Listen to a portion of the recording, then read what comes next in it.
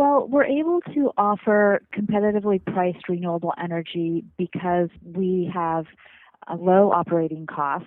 We are a small and nimble shop here in the community. We procure in a very prudent way, maximizing renewables. Another key factor is that we don't have shareholder profits. Over 300 communities in Illinois and dozens more in Ohio, Rhode Island, and Massachusetts, which collectively serve almost 5% of all energy consumers in the U.S., are buying their electricity in bulk for their residents, often saving these customers millions of dollars per year. But the real test of this concept, called community choice aggregation, happened in California over the past decade.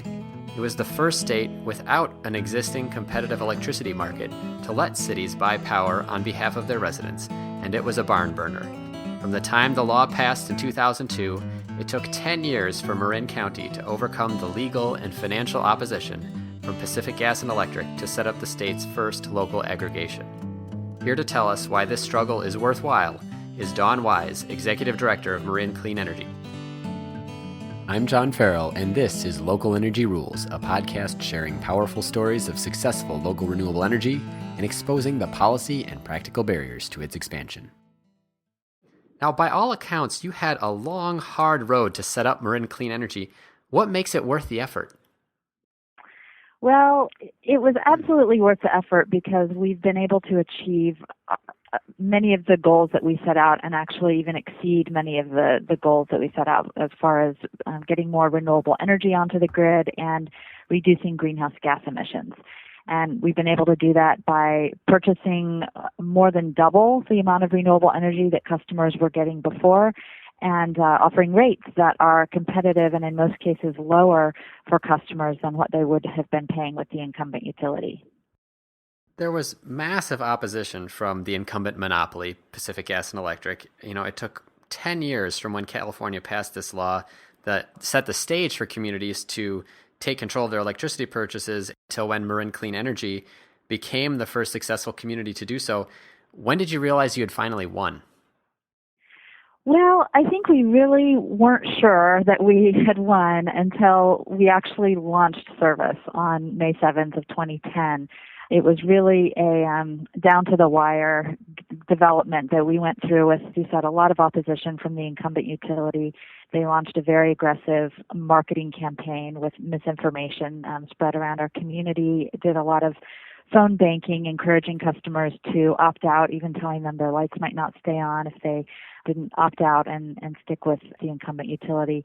We had a lot of difficulty on the regulatory front and, of course, with customer interactions due to the misinformation. And so it was really at the very last moment before we launched service that it looked like we had won. Also, another thing that happened during that time period is that the incumbent utility ran a ballot initiative in the state, spending over $45 million to make it difficult or impossible for future efforts like ours to ever succeed in the state by requiring a 2/3 majority vote of the people before a program like ours could go forward. And so that vote was set for right around the time that we launched. And so not knowing the outcome of that vote made it a risky proposition to be launching service at that time. Fortunately, the people turned down that proposition and it failed.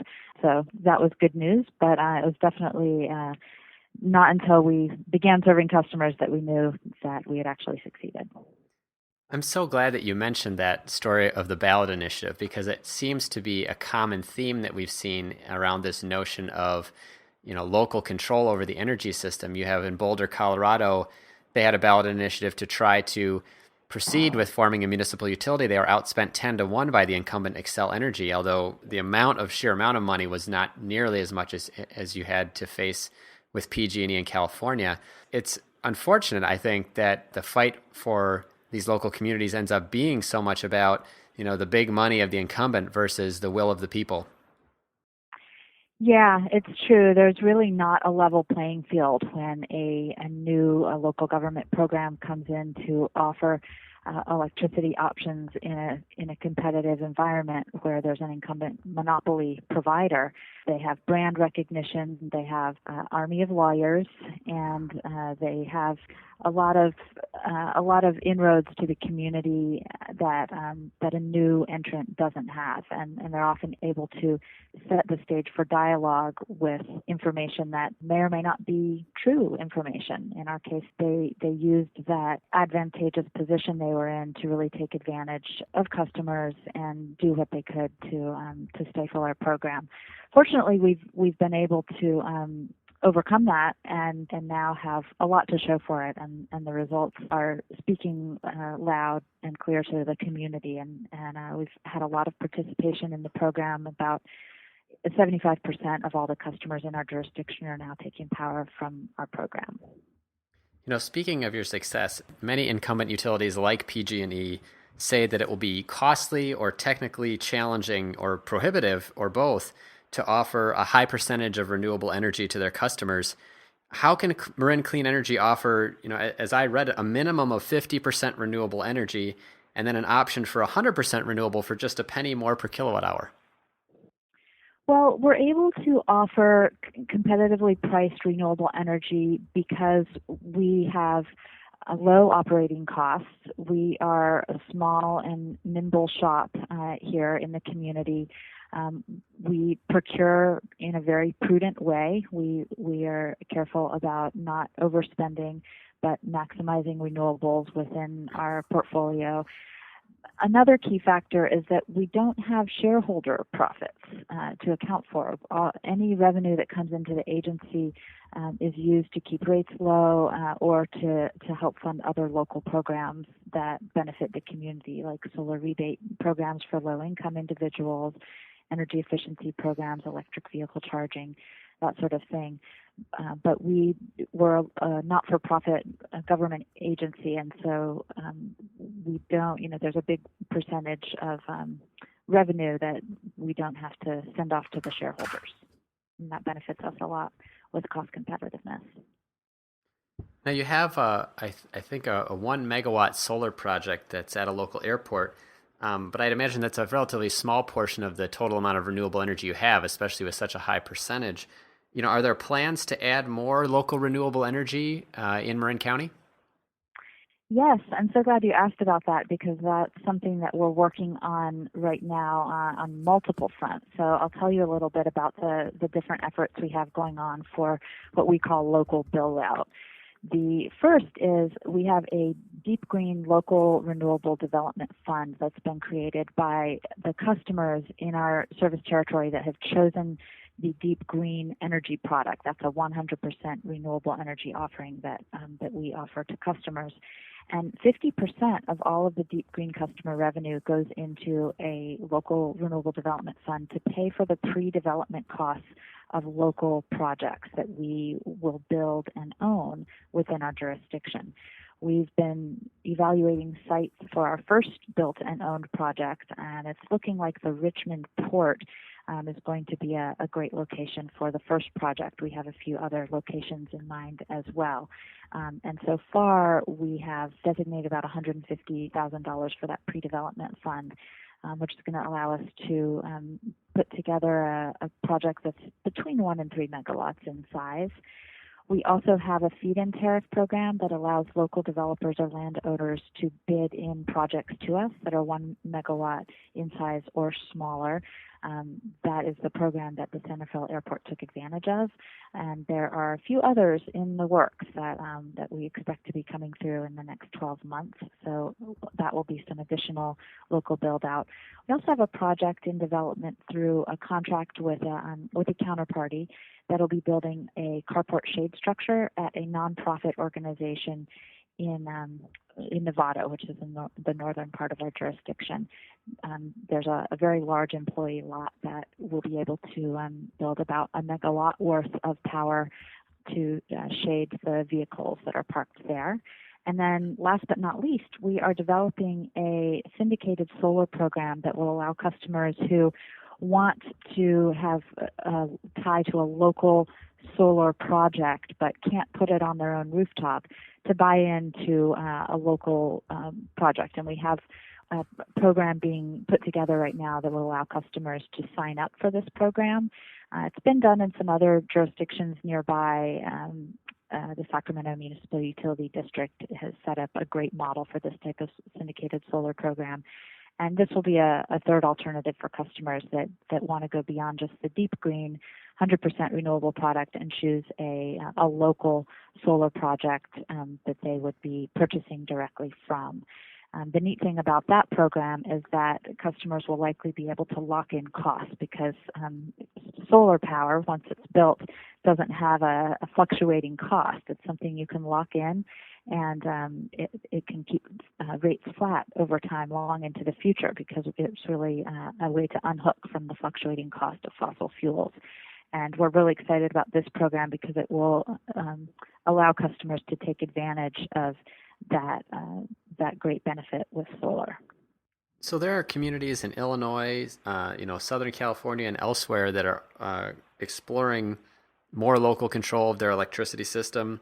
There are even some in states that don't have this community choice aggregation capability yet.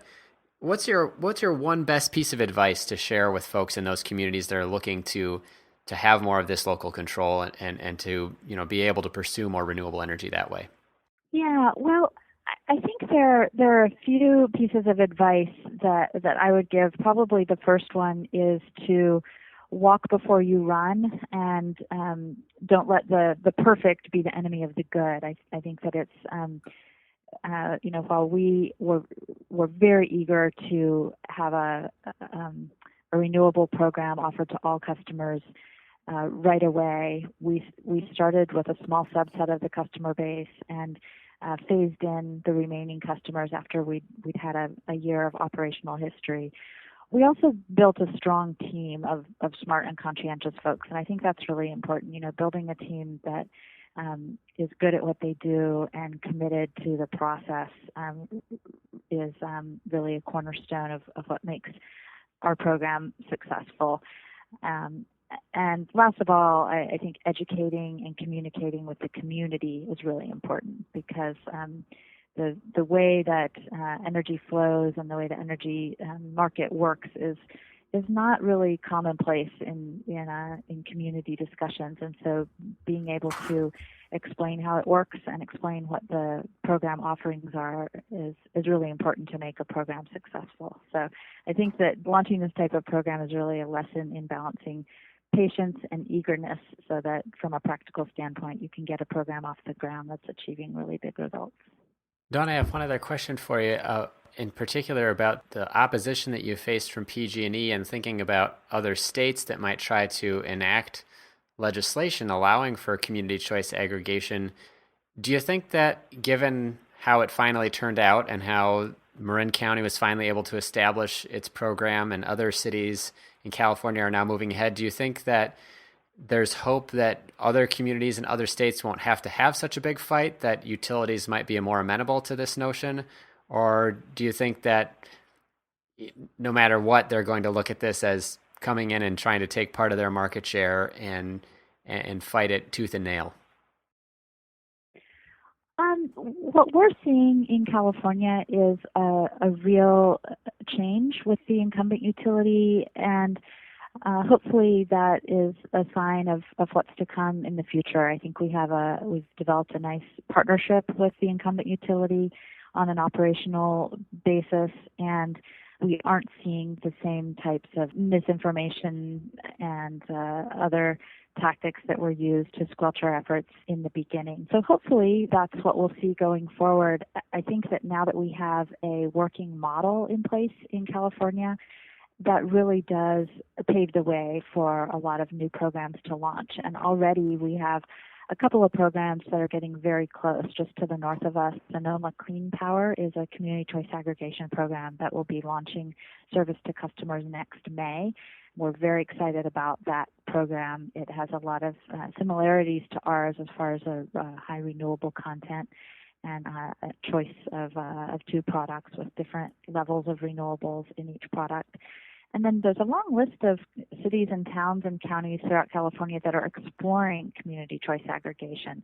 And some are getting close to launching their own studies and looking at whether they want to launch a program of their own, or in some cases join an existing CCA program ours and maybe potentially Sonoma's program might be able to expand a little bit in the future. But because we offer a choice where without a CCA there really is no choice in California, it's a very compelling concept. And because of the state goals around greenhouse gas reductions, there's a lot of momentum to try and find ways to get these programs off the ground, to get more renewables onto the grid, and to reduce greenhouse gas emissions. That was John Farrell, ILSR's Director of Democratic Energy, speaking with Dawn Wise, Executive Director of Marin Clean Energy, in February 2014. You can learn more about the story of Marin Clean Energy on their website, marincleanenergy.org, and more about the policy called Community Choice Aggregation from ILSR's 2009 report at ilsr.org, where you'll also find 18 more episodes of our Local Energy Rules podcast. Until next time, keep your energy local, and thanks for listening.